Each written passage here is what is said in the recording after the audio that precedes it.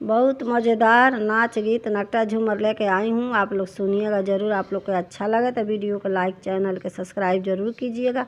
आप लोग के दिल से धन्यवाद। नई झूलनी के छैया बलमु दुपहरिया गवाइल हो।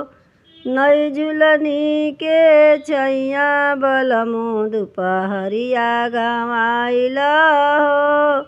4 महीना रजा गर्मी के दिनवा, 4 महीना रजा गर्मी के दिनवा, टपर टपर चुएला पसीनवा बलमु तनी बेनिया डोलाई दहो। टपर टपर चुएला पसीनवा बलमु तनी बेनिया डोलाई दहो। नई झूलनी के छैया बलमु दुपहरिया गवाइल हो। नई झूलनी के छैया बलमु दुपहरिया गवाइल हो। 4 महीना रजा बरखा के दिनवा, 4 महीना रजा बरखा के दिनवा, टपर टपर चुएला बांगलवा बलमु तनी कोठा उठाई दहो।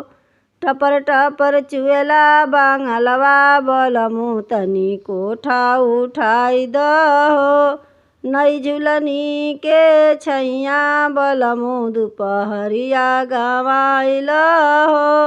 नई झूलनी के छैया बलमु दुपहरिया गवाइल हो। 4 महीना रजा जाड़ा के दिनवा, 4 महीना रजा जाड़ा के दिनवा, थर थर कापेला बदनवा बलमु तनी रजइया ओढ़ाई दहो।